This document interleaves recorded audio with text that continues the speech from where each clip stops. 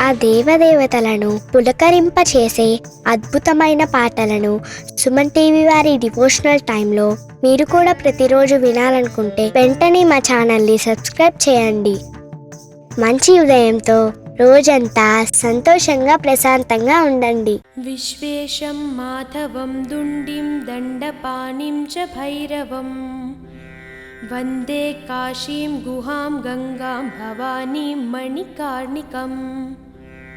उत्तिष्ठ काशी भगवान् प्रभु विश्वनाथो गङ्गोर्मिसङ्गतिशुभैः परिभूषितोब्जैः श्रीदुण्डिभैरवमुखैः सहितान्नपूर्णा माता च वाञ्छति मुदा तव सुप्रभातम्. ब्रह्मा मुरारिस्त्रिपुरान्तकारिः भानुः शशी भूमिसुतो बुधश्च गुरुश्च शुक्रः शनिराहुकेतवः कुर्वन्तु सर्वे भुवि सुप्रभातम्. वाराणसी स्थित गजानन दुण्डिराजा तापत्रयापहरणे प्रदिता प्रभावा आनन्दकन्दलकुलप्रसवैकभूमे नित्यं समस्तजगतः कुरु सुप्रभातम्. ब्रह्मद्रवोपमितगाङ्गपयः पवाहैः पुण्यैः सदैव परिचुम्बितपादपद्मे मध्यैकिलामरगणैः परिसेव्यमाने श्रीकाशिके कुरु सदा भुवि सुप्रभातम्. प्रत्नैरसङ्ख्यमठमन्दिरतीर्थकुण्डा प्रासादघट्टनिवहैः विदुषां वरैश्च आवर्जयस्य किल विश्वमनांसि नित्यं श्रीकाशिके कुरु सदा भुवि सुप्रभातम्. वाञ्छन्ति नास्तसमये शरणं भवत्याः हे कोटिकोटिजनमुक्तिविधानदक्षे श्रीकाशिके कुरु सदा भुवि सुप्रभातम्. तीर्थानां प्रवरा मनोरथकरी संसारपारापरा सन्दानन्दिगणेश्वरैरुपहिता दैवैरशैः स्तुता या शम्भोर्मणिकुण्डलैककणिका विष्णोत्तपोदीर्घिका सेयं श्रीमणिकर्णिका भगवती देयात् सदा मङ्गलम्. अभिनवबिसवल्ली पादपद्मस्य विष्णोः मदनमथनमैल्मेर्यामालती पुष्पमाला जयति जयपताककाप्यसौ मोक्षलक्ष्म्याः गङ्गां वारि मनोहरी मुरारिचरणच्युतां त्रिपुरारि शिराश्चारी पापहारी पुनातु मां.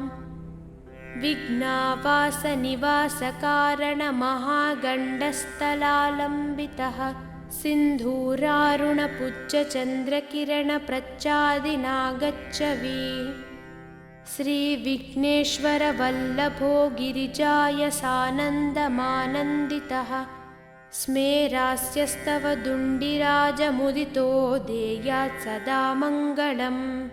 कण्ठे यस्य लसत्करालगरलं गङ्गाजलं मस्तके वामाङ्गे गिरिराजराजतनया जाया भवानी सती नन्दिस्कन्दगणाधिराजसहिता श्रीविश्वनाथप्रभुः काशीमन्दिरसंस्थितोऽखिलगुरु देयात् सदा मङ्गलम्.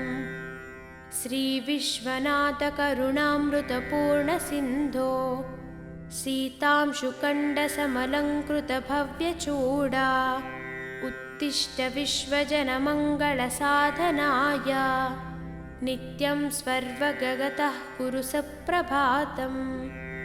श्रीविश्वनाथकरुणामृतपूर्णसिन्धो सीतांशुकण्डसमलङ्कृतभव्यचूडा उत्तिष्ठ विश्वजनमङ्गलसाधनाय नित्यं सर्वजगतः कुरु सुप्रभातम्. श्रीविश्वनाथ वृषभध्वज विश्ववन्द्य सृष्टिस्थितिप्रलयकारक देवदेव वाचामगोचर महर्षिसुताद्रिपद्मा वाराणसीपुरपते कुरु सुप्रभातम्। श्रीविश्वनाथ भवभञ्जन दिव्यभावा गङ्गाधरा प्रमथवन्दित सुन्दराङ्गा नागेन्द्रहारनत भक्तभयापहारा वाराणसीपुरपते कुरु सुप्रभातम्। श्रीविश्वनाथ तव पादयुगं नमामि नित्यं तवैव शिवनाम हृदा स्मरामि वाचं तवैव यशसा नगभूषयामि वाराणसीपुरपते कुरु सुप्रभातम्।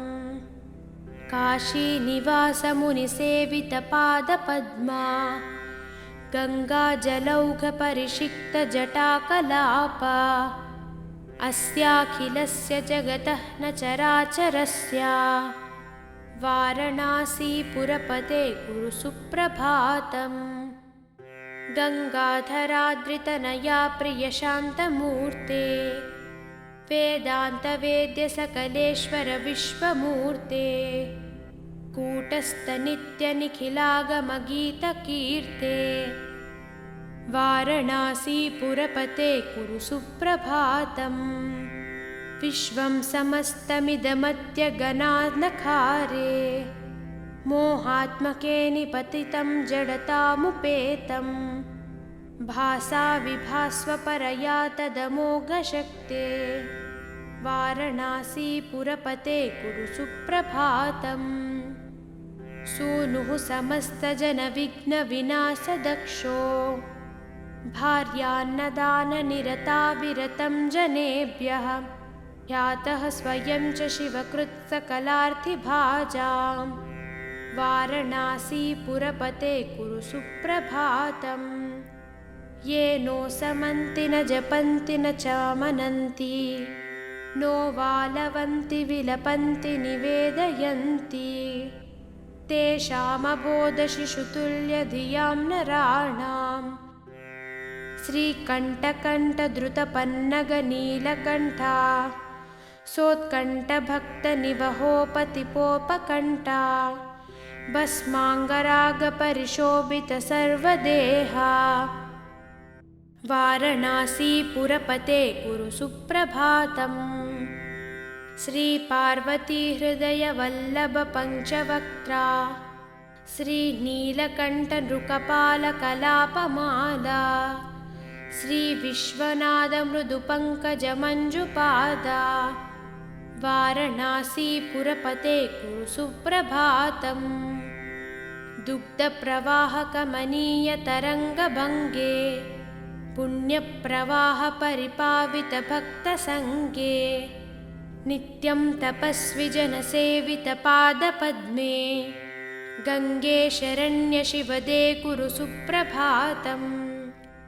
सानन्दमानन्दवने वसन्तम् आनन्दकन्दं हतपापवृन्दं वाराणसीनाथमनाथनादं श्रीविश्वनाथं शरणं प्रपद्ये। विश्वेशं माधवं दुण्डिं दण्डपाणिं च भैरवं वन्दे काशीं गुहां गङ्गां भवानीं मणिकार्णिकम्। उत्तिष्ठ काशी भगवान् प्रभु विश्वनाथो गङ्गोर्मिसङ्गतिशुभैः परिभूषितोब्जैः श्रीदुण्डिभैरवमुखैः सहितान्नपूर्णा माता च वाञ्छति मुदा तव सुप्रभातम्। ब्रह्मा मुरारिस्त्रिपुरान्तकारिः भानुः शशी भूमिसुतो बुधश्च गुरुश्च शुक्रः शनिराहुकेतवः कुर्वन्तु सर्वे भुवि सुप्रभातम्। वाराणसीस्थितगजाननदुण्डिराजा तापत्रयापहरणे प्रदिता प्रभावा आनन्दकन्दलकुलप्रसवैकभूमे नित्यं समस्तजगतः कुरु सुप्रभातं। ब्रह्मद्रवोपमितगाङ्गपयः पवाहैः पुण्यैः सदैव परिचुम्बितपादपद्मे मध्यैकिलामरगणैः परिसेव्यमाने श्रीकाशिके कुरु सदा भुवि सुप्रभातम्। प्रत्नैरसङ्ख्यमठमन्दिरतीर्थकुण्डा प्रासादघट्टनिवहैः विदुषां वरैश्च आवर्जयस्य किल विश्वमनांसि नित्यं श्रीकाशिके कुरु सदा भुवि सुप्रभातम्। वाञ्छन्ति नास्तसमये शरणं भवत्याः हे कोटिकोटिजनमुक्तिविधानदक्षे श्रीकाशिके कुरु सदा भुवि सुप्रभातम्। तीर्थानां प्रवरा मनोरथकरी संसारपारापरा सन्दानन्दिगणेश्वरैरुपहिता दैवैरशैः स्तुता या शम्भोर्मणिकुण्डलैककणिका विष्णोत्तपोदीर्घिका सेयं श्रीमणिकर्णिका भगवती देयात् सदा मङ्गलम्। अभिनवबिसवल्ली पादपद्मस्य विष्णोः मदनमथनमैल्मेर्यामालती पुष्पमाला जयति जयपताककाप्यसौ मोक्षलक्ष्म्याः गङ्गां वारि मनोहरी मुरारिचरणच्युतां त्रिपुरारि शिराश्चारी पापहारी पुनातु माम् विघ्नावासनिवासकारणमहागण्डस्थलालम्बितः सिन्धूरारुणपुज्जचन्द्रकिरणप्रच्चादिनागच्छवि श्रीविघ्नेश्वरवल्लभो गिरिजायसानन्दमानन्दितः स्मेरास्यस्तव दुण्डिराजमुदितो देयात् सदा मङ्गलम्। कण्ठे यस्य लसत्करालगरलं गङ्गाजलं मस्तके वामाङ्गे गिरिराजराजतनया जाया भवानी सती नन्दिस्कन्दगणाधिराजसहिता श्रीविश्वनाथप्रभुः काशीमन्दिरसंस्थितोऽखिलगुरु देयात् सदा मङ्गलम्। श्रीविश्वनाथकरुणामृतपूर्णसिन्धो सीतांशुकण्डसमलङ्कृतभव्यचूडा उत्तिष्ठ विश्वजनमङ्गलसाधनाय नित्यं स्वर्वगतः कुरु सुप्रभातम्।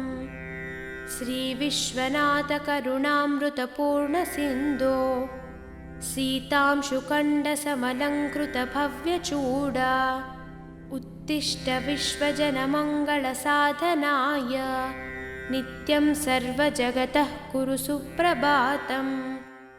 श्रीविश्वनाथवृषभध्वज विश्ववन्द्या सृष्टिस्थितिप्रलयकारक देवदेव वाचामगोचरमहर्षिसुताद्रिपद्मा वाराणसीपुरपते कुरु सुप्रभातम्। श्रीविश्वनाथ भवभञ्जन दिव्यभावा गङ्गाधरा प्रमथवन्दितसुन्दराङ्गा नागेन्द्रहारनतभक्तभयापहारा वाराणसीपुरपते कुरु सुप्रभातम्।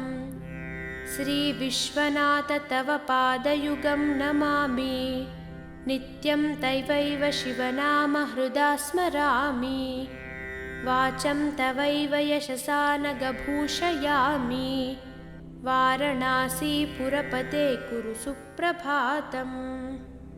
काशीनिवासमुनिसेवितपादपद्मा गङ्गाजलौघपरिषिक्तजटाकलापा अस्याखिलस्य जगतः न चराचरस्य वाराणसीपुरपते कुरु सुप्रभातम्।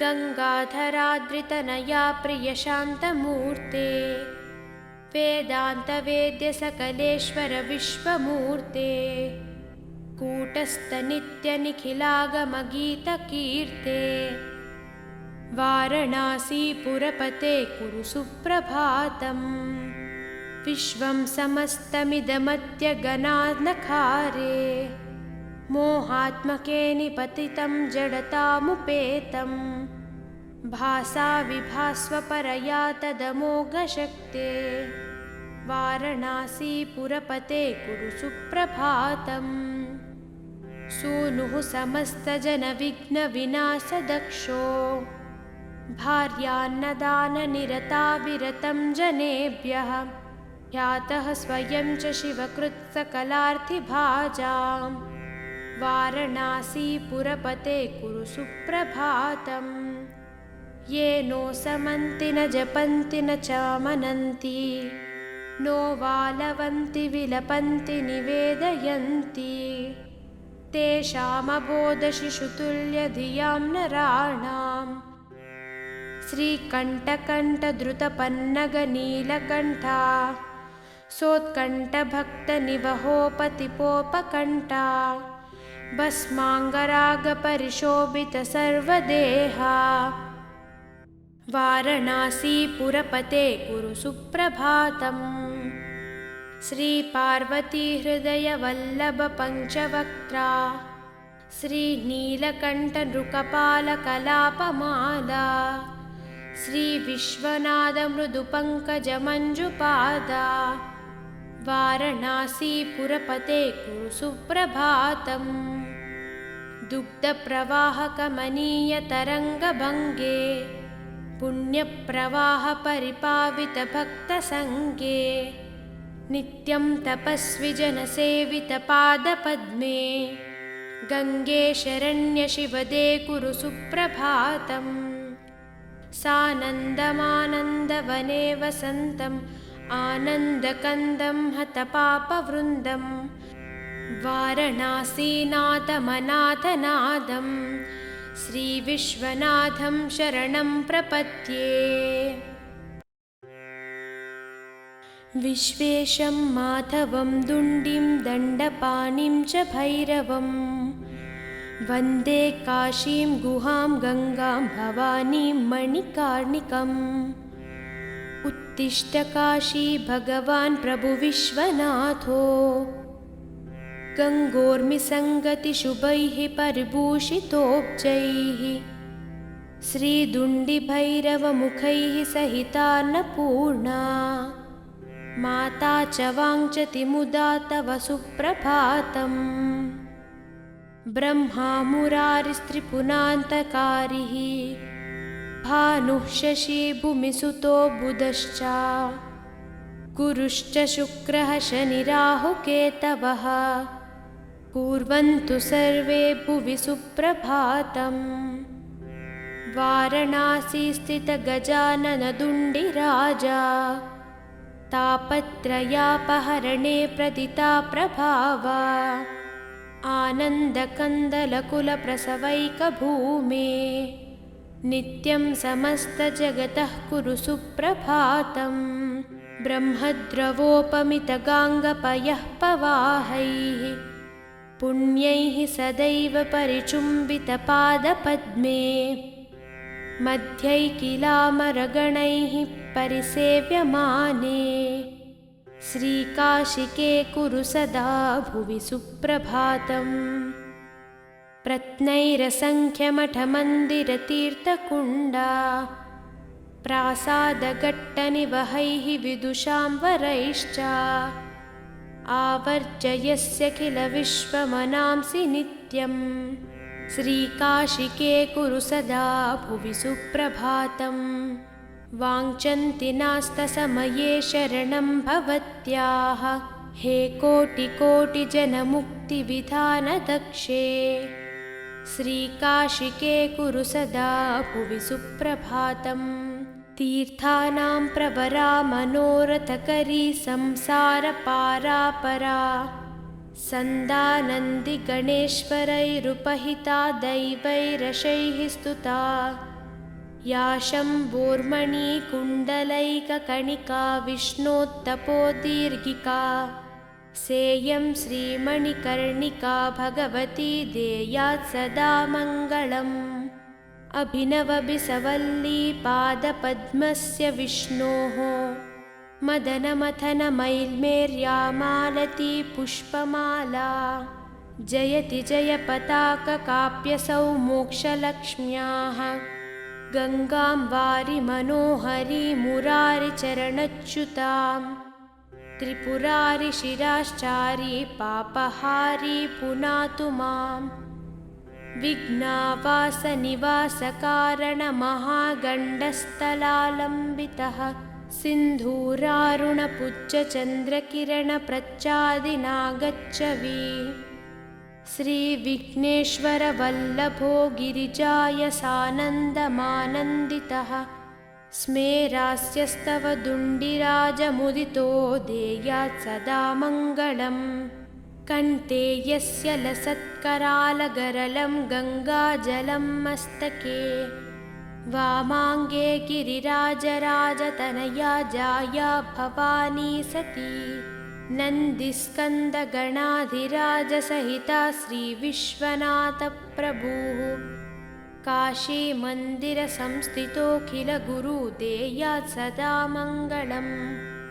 श्रीविश्वनाथकरुणामृतपूर्णसिन्धो सीतांशुकण्डसमलङ्कृतभव्यचूडा उत्तिष्ठ विश्वजनमङ्गलसाधनाय नित्यं स्वर्वगतः कुरु सप्रभातम्।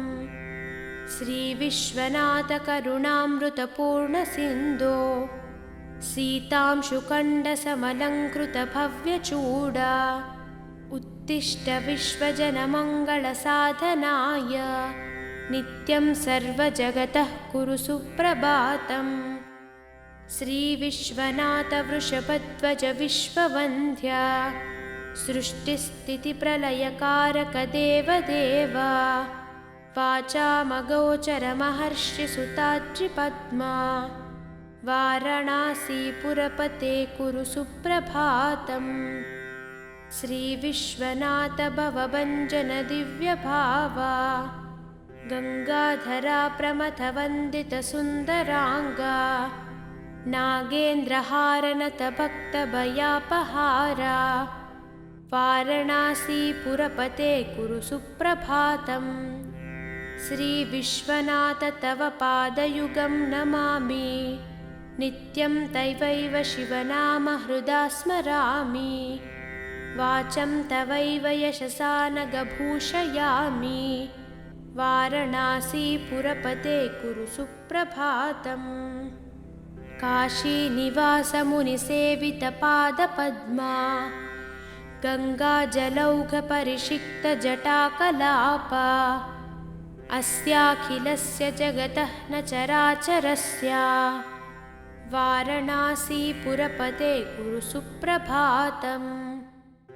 गङ्गाधराद्रितनया प्रियशान्तमूर्ते वेदान्तवेद्यसकलेश्वर विश्वमूर्ते कूटस्थनित्यनिखिलागमगीतकीर्ते वाराणसीपुरपते कुरु सुप्रभातम्।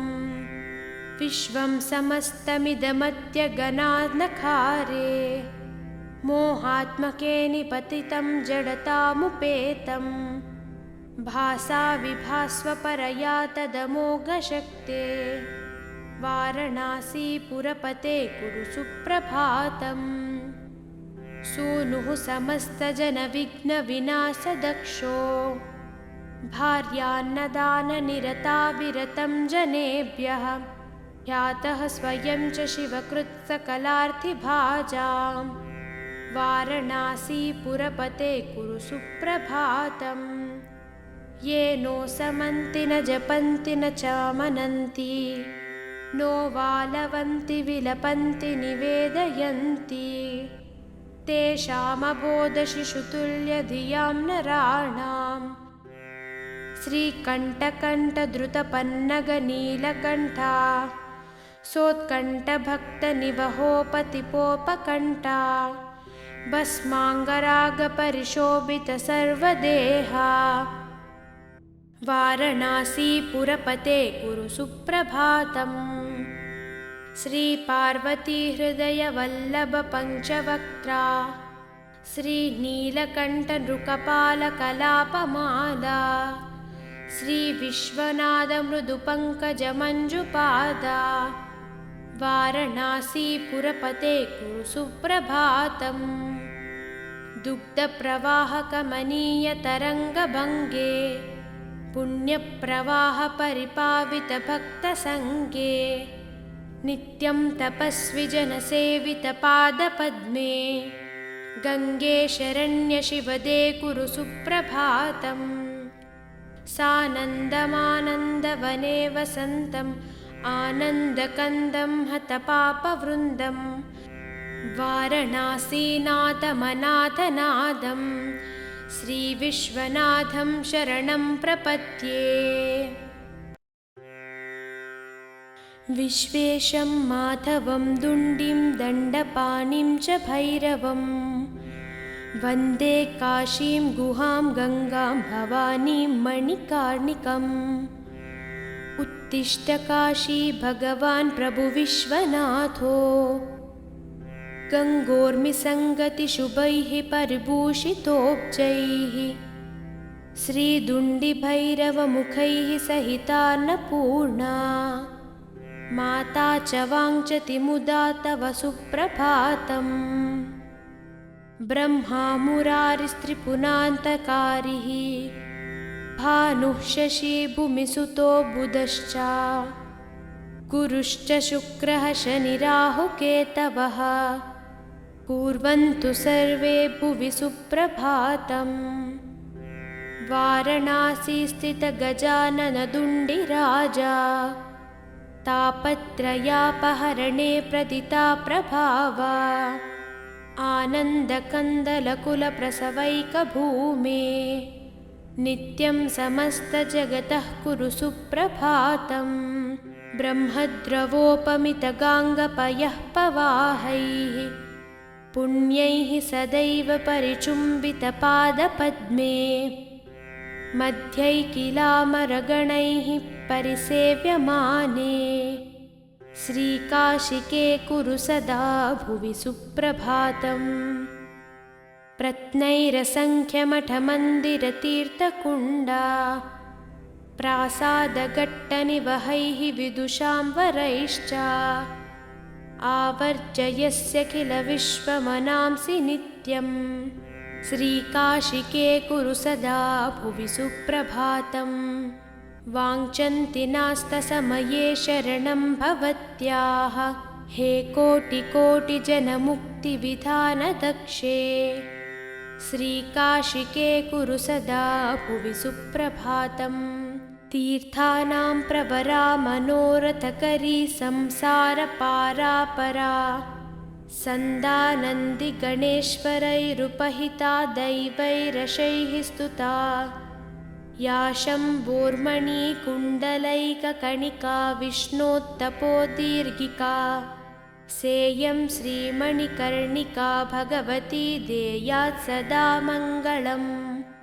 अभिनवबिसवल्ली पादपद्मस्य विष्णोः मदनमथनमैल्मेर्यामालती पुष्पमाला जयति जयपताककाप्यसौ मोक्षलक्ष्म्याः गङ्गां वारि मनोहरी मुरारिचरणच्युतां त्रिपुरारि शिराश्चारी पापहारी पुनातु माम्।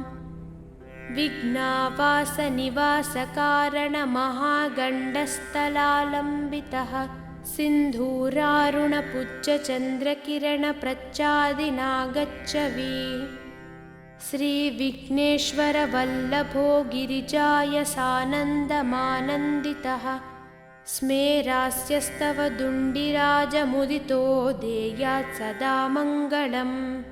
कण्ठे यस्य लसत्करालगरलं गङ्गाजलं मस्तके वामाङ्गे गिरिराजराजतनया जाया भवानी सती नन्दिस्कन्दगणाधिराजसहिता श्रीविश्वनाथप्रभुः काशीमन्दिरसंस्थितोऽखिलगुरुदेयात् सदा मङ्गलम्। श्रीविश्वनाथकरुणामृतपूर्णसिन्धो सीतांशुकण्डसमलङ्कृतभव्यचूडा उत्तिष्ठ विश्वजनमङ्गलसाधनाय नित्यं सर्वगतः कुरु सुप्रभातम्। श्रीविश्वनाथकरुणामृतपूर्णसिन्धो सीतांशुकण्डसमलङ्कृतभव्यचूडा उत्तिष्ठ विश्वजनमङ्गलसाधनाय नित्यं सर्वजगतः कुरु सुप्रभातम्। श्रीविश्वनाथवृषभध्वज विश्ववन्द्या सृष्टिस्थितिप्रलयकारक देवदेव वाचामगोचरमहर्षिसुताद्रिपद्मा वाराणसीपुरपते कुरु सुप्रभातम्। श्रीविश्वनाथ भवभञ्जन दिव्यभावा गङ्गाधरा प्रमथवन्दितसुन्दराङ्गा नागेन्द्रहारनतभक्तभयापहारा वाराणसीपुरपते कुरु सुप्रभातम्। श्रीविश्वनाथ तव पादयुगं नमामि नित्यं तवैव शिवनाम हृदा स्मरामि वाचं तवैव यशसा नगभूषयामि वाराणसीपुरपते कुरु सुप्रभातम्।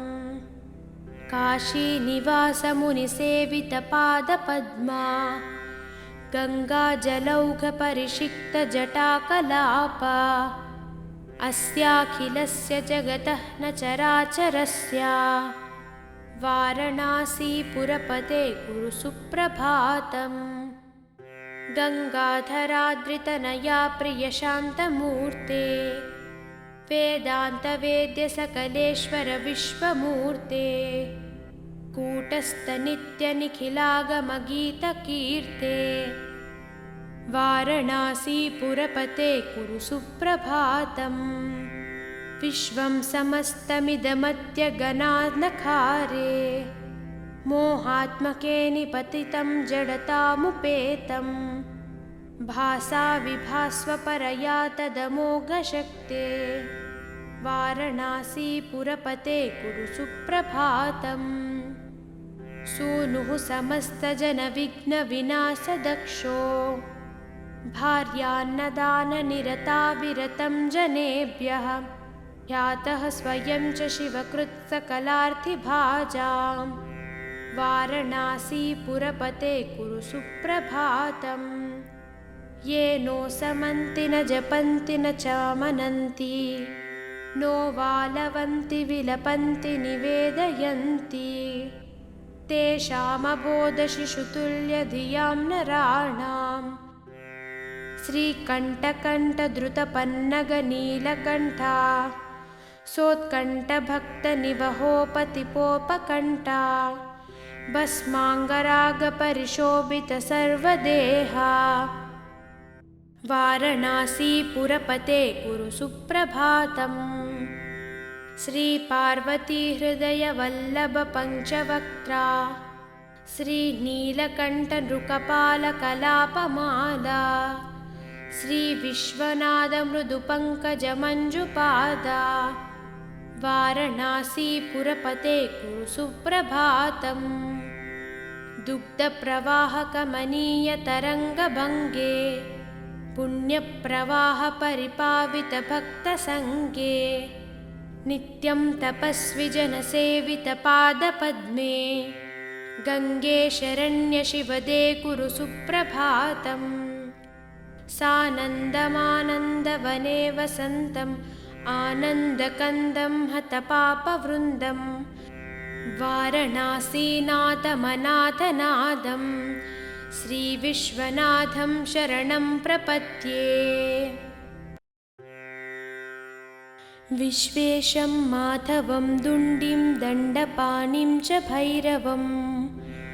वन्दे काशीं गुहां गङ्गां भवानीं मणिकार्णिकम् उत्तिष्ठ काशी भगवान् प्रभु विश्वनाथो गङ्गोर्मिसङ्गतिशुभैः परिभूषितोब्जैः श्रीदुण्डिभैरवमुखैः सहितान्नपूर्णा माता च वाञ्छति मुदा तव सुप्रभातम् ब्रह्मा मुरारिस्त्रिपुरान्तकारिः भानुः शशी भूमिसुतो बुधश्च गुरुश्च शुक्रः शनिराहुकेतवः कुर्वन्तु सर्वे भुवि सुप्रभातम् वाराणसी स्थित गजानन दुण्डिराजा तापत्रयापहरणे प्रदिता प्रभावा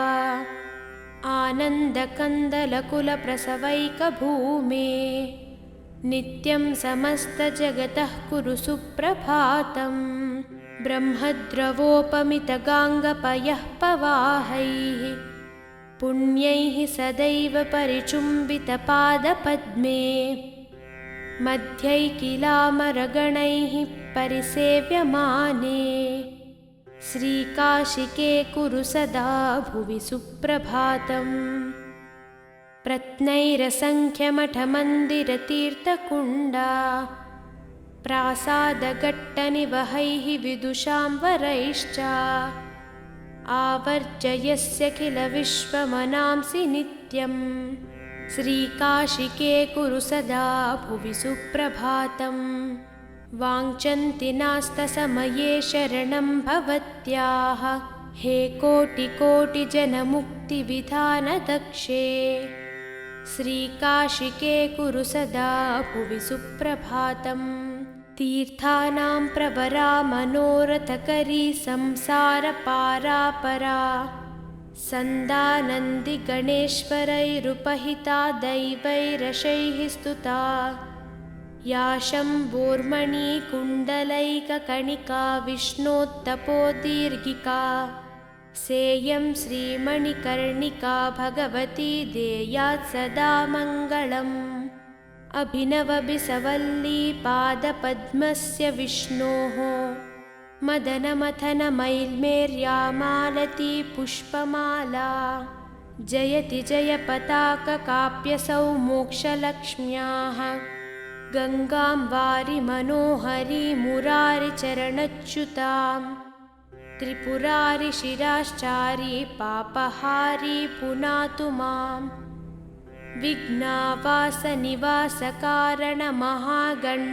विघ्नावासनिवासकारणमहागण्डस्थलालम्बितः सिन्धूरारुणपुज्जचन्द्रकिरणप्रच्चादिनागच्छवि श्रीविघ्नेश्वरवल्लभो गिरिजायसानन्दमानन्दितः स्मेरास्यस्तव दुण्डिराजमुदितो देयात् सदा मङ्गलम् कण्ठे यस्य लसत्करालगरलं गङ्गाजलं मस्तके वामाङ्गे गिरिराजराजतनया जाया भवानी सती नन्दिस्कन्दगणाधिराजसहिता श्रीविश्वनाथप्रभुः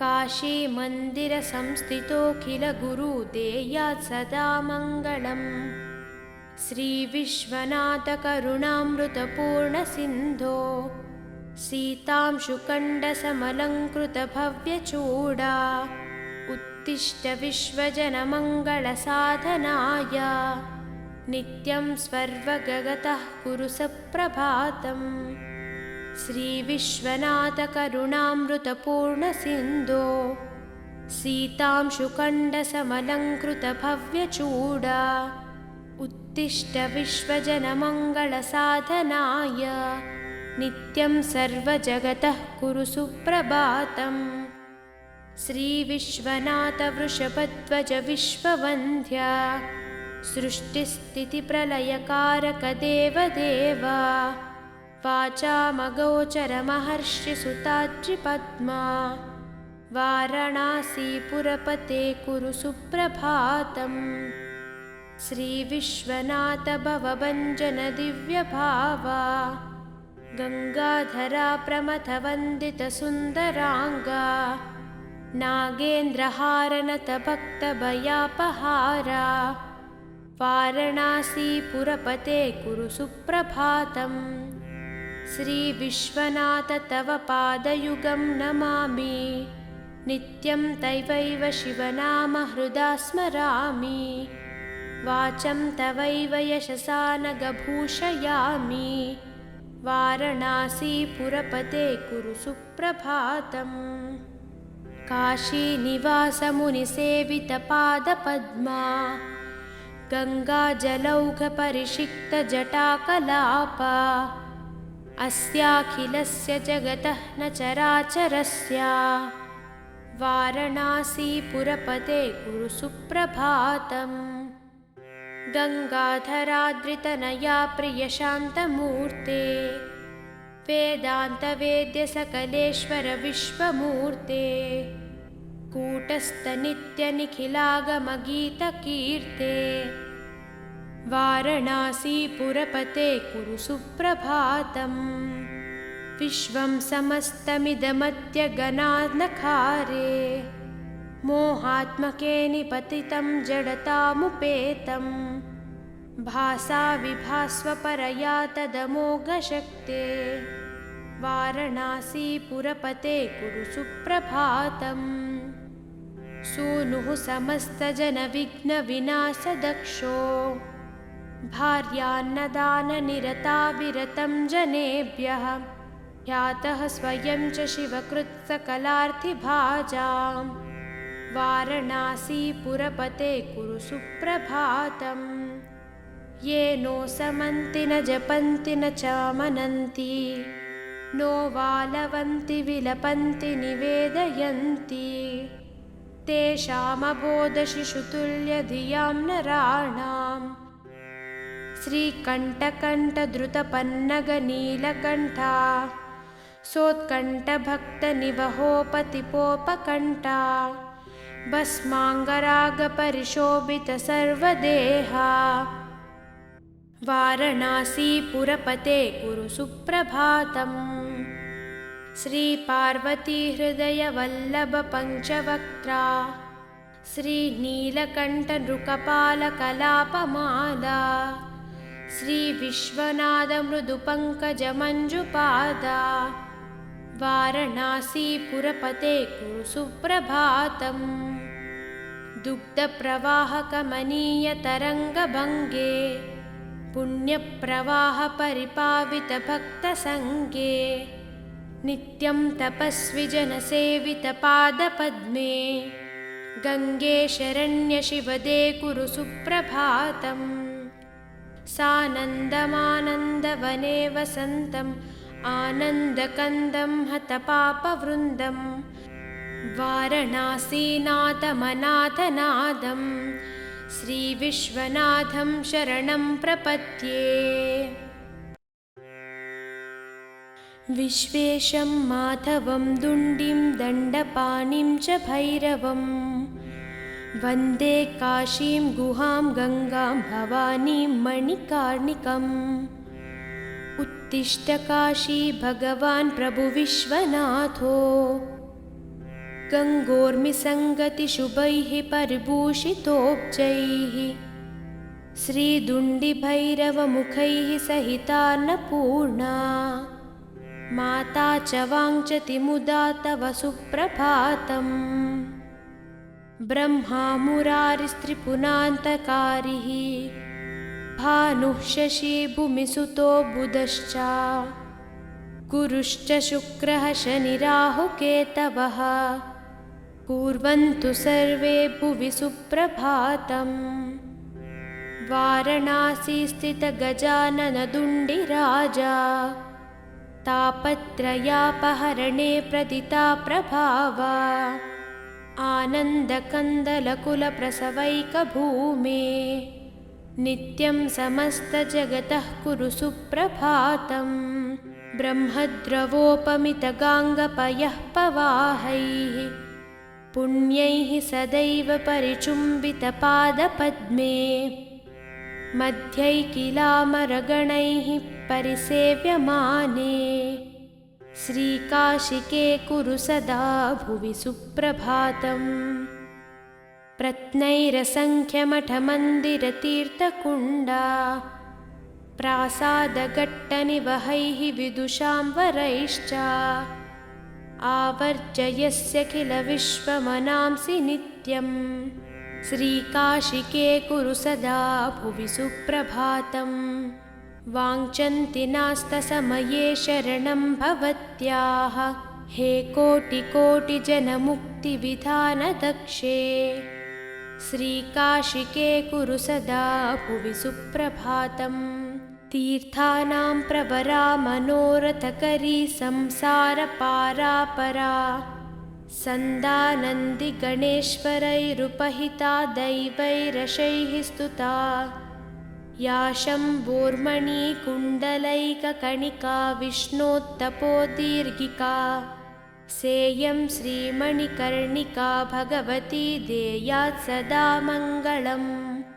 अभिनवबिसवल्ली पादपद्मस्य विष्णोः मदनमथनमैल्मेर्यामालती पुष्पमाला जयति जयपताककाप्यसौ मोक्षलक्ष्म्याः गङ्गां वारि मनोहरी मुरारिचरणच्युतां त्रिपुरारि शिराश्चारी पापहारी पुनातु माम्। विघ्नावासनिवासकारणमहागण्डस्थलालम्बितः सिन्धूरारुणपुज्जचन्द्रकिरणप्रच्चादिनागच्छवि श्रीविघ्नेश्वरवल्लभो गिरिजायसानन्दमानन्दितः स्मेरास्यस्तव दुण्डिराजमुदितो देयात् सदा मङ्गलम्। कण्ठे यस्य लसत्करालगरलं गङ्गाजलं मस्तके वामाङ्गे गिरिराजराजतनया जाया भवानी सती नन्दिस्कन्दगणाधिराजसहिता श्रीविश्वनाथप्रभुः काशीमन्दिरसंस्थितोऽखिलगुरु देयात् सदा मङ्गलम्। श्रीविश्वनाथकरुणामृतपूर्णसिन्धो सीतांशुकण्डसमलङ्कृतभव्यचूडा उत्तिष्ठ विश्वजनमङ्गलसाधनाय नित्यं स्वर्वगतः कुरु सप्रभातम्। श्रीविश्वनाथकरुणामृतपूर्णसिन्धो सीतांशुकण्डसमलङ्कृतभव्यचूडा उत्तिष्ठ विश्वजनमङ्गलसाधनाय नित्यं सर्वजगतः कुरु सुप्रभातम्। श्रीविश्वनाथवृषभध्वज विश्ववन्द्या सृष्टिस्थितिप्रलयकारक देवदेव वाचामगोचरमहर्षिसुताद्रिपद्मा वाराणसीपुरपते कुरु सुप्रभातम्। श्रीविश्वनाथ भवभञ्जन दिव्यभावा गङ्गाधरा प्रमथवन्दितसुन्दराङ्गा नागेन्द्रहारनतभक्तभयापहारा वाराणसीपुरपते कुरु सुप्रभातम्। श्रीविश्वनाथ तव पादयुगं नमामि नित्यं तवैव शिवनाम हृदा स्मरामि वाचं तवैव यशसा नगभूषयामि वाराणसीपुरपते कुरु सुप्रभातम्। काशीनिवासमुनिसेवितपादपद्मा गङ्गाजलौघपरिषिक्तजटाकलापा अस्याखिलस्य जगतः न चराचरस्य वाराणसीपुरपते कुरु सुप्रभातम्। गङ्गाधराद्रितनया प्रियशान्तमूर्ते वेदान्तवेद्यसकलेश्वर विश्वमूर्ते कूटस्थनित्यनिखिलागमगीतकीर्ते वाराणसीपुरपते कुरु सुप्रभातम्। विश्वं समस्तमिदमत्यगनानखारे मोहात्मके निपतितं जडतामुपेतं भासा विभास्वपरया तदमोघशक्ते वारणासीपुरपते कुरु सुप्रभातम् सूनुः समस्तजनविघ्नविनाशदक्षो भार्यान्नदाननिरता विरतं जनेभ्यः ख्यातः स्वयं च शिवकृत्सकलार्थिभाजां वारणासीपुरपते कुरु सुप्रभातम् ये नो समन्ति न जपन्ति न चामनन्ति नो वालवन्ति विलपन्ति निवेदयन्ति तेषामबोधशिशुतुल्यधियां नराणां श्रीकण्ठकण्ठद्रुतपन्नगनीलकण्ठा सोत्कण्ठभक्तनिवहोपतिपोपकण्ठा भस्माङ्गरागपरिशोभितसर्वदेहा वारणासीपुरपते कुरु सुप्रभातम् श्रीपार्वतीहृदयवल्लभपञ्चवक्त्रा श्रीनीलकण्ठनृकपालकलापमाला श्रीविश्वनाथमृदुपङ्कजमञ्जुपादा वारणासीपुरपते कुरु सुप्रभातम् दुग्धप्रवाहकमनीयतरङ्गभङ्गे पुण्यप्रवाहपरिपावितभक्तसङ्गे नित्यं तपस्विजनसेवितपादपद्मे गङ्गे शरण्यशिवदे कुरु सुप्रभातम् सानन्दमानन्दवने वसन्तम् आनन्दकन्दं हतपापवृन्दं वारणासीनाथमनाथनादं श्रीविश्वनाथं शरणं प्रपद्ये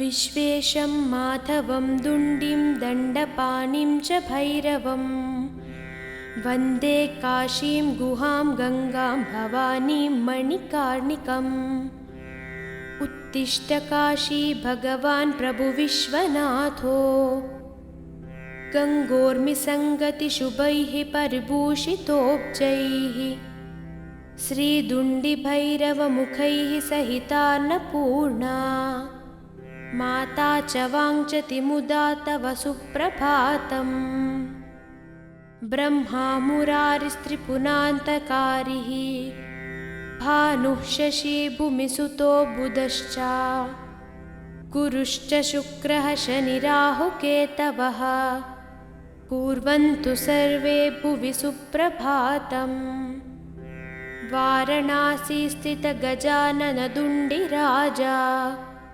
तापत्रयापहरणे प्रदिता प्रभावा आनन्दकन्दलकुलप्रसवैकभूमे नित्यं समस्तजगतः कुरु सुप्रभातम् ब्रह्मद्रवोपमितगाङ्गपयः पवाहैः पुण्यैः सदैव परिचुम्बितपादपद्मे मध्यैकिलामरगणैः परिसेव्यमाने श्रीकाशिके कुरु सदा भुवि सुप्रभातम् प्रत्नैरसङ्ख्यमठमन्दिरतीर्थकुण्डा प्रासादघट्टनिवहैः विदुषां वरैश्च आवर्जयस्य किल विश्वमनांसि नित्यम् श्रीकाशिके कुरु सदा भुवि सुप्रभातम् वाञ्छन्ति नास्तसमये शरणं भवत्याः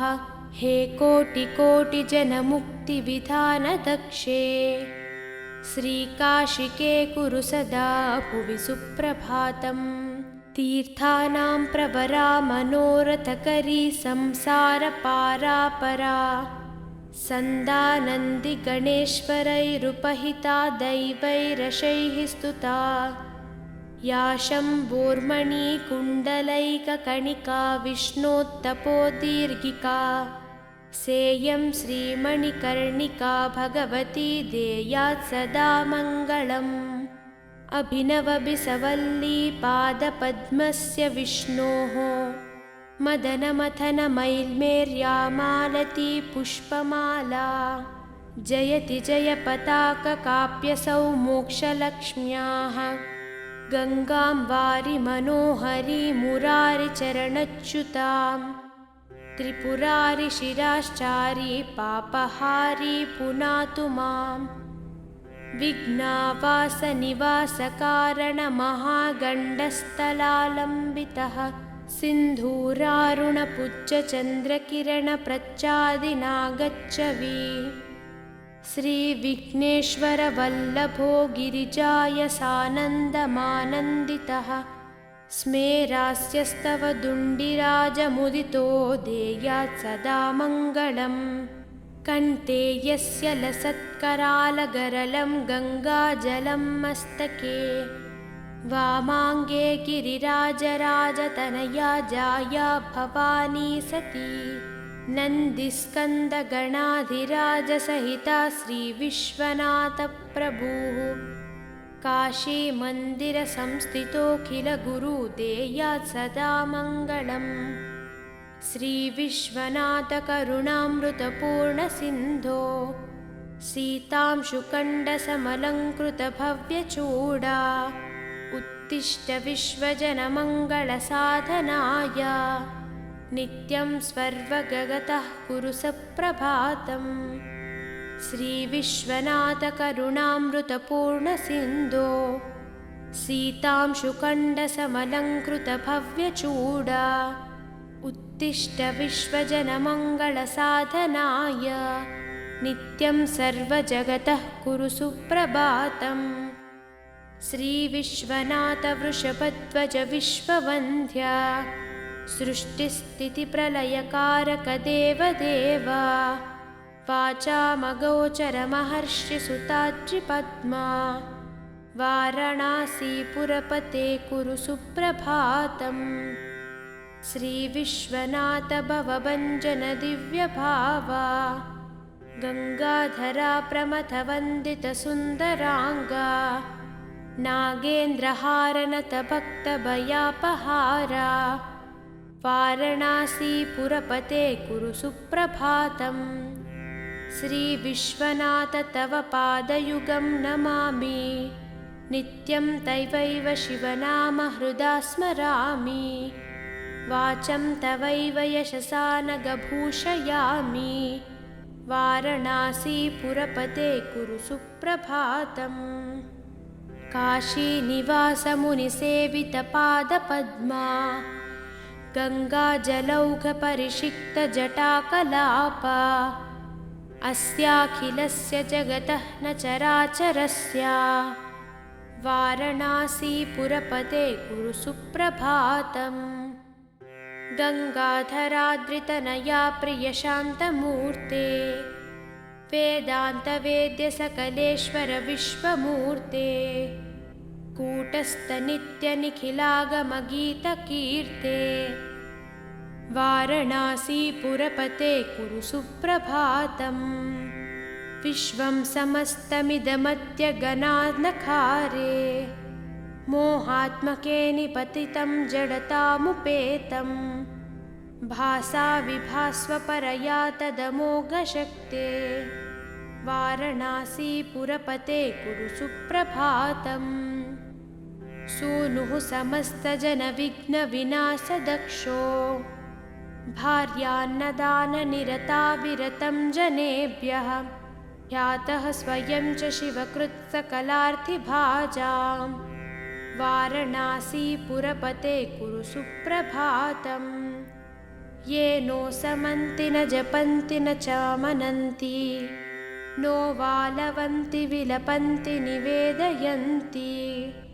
तेषामबोधशिशुतुल्यधियां नराणां श्रीकण्ठकण्ठद्रुतपन्नगनीलकण्ठा सोत्कण्ठभक्तनिवहोपतिपोपकण्ठा भस्माङ्गरागपरिशोभितसर्वदेहा वाराणसीपुरपते कुरु सुप्रभातम् श्रीपार्वतीहृदयवल्लभपञ्चवक्त्रा श्रीनीलकण्ठनृकपालकलापमाला श्रीविश्वनाथमृदुपङ्कजमञ्जुपादा वारणासीपुरपते कुरु सुप्रभातम् दुग्धप्रवाहकमनीयतरङ्गभङ्गे पुण्यप्रवाहपरिपावितभक्तसङ्गे नित्यं तपस्विजनसेवितपादपद्मे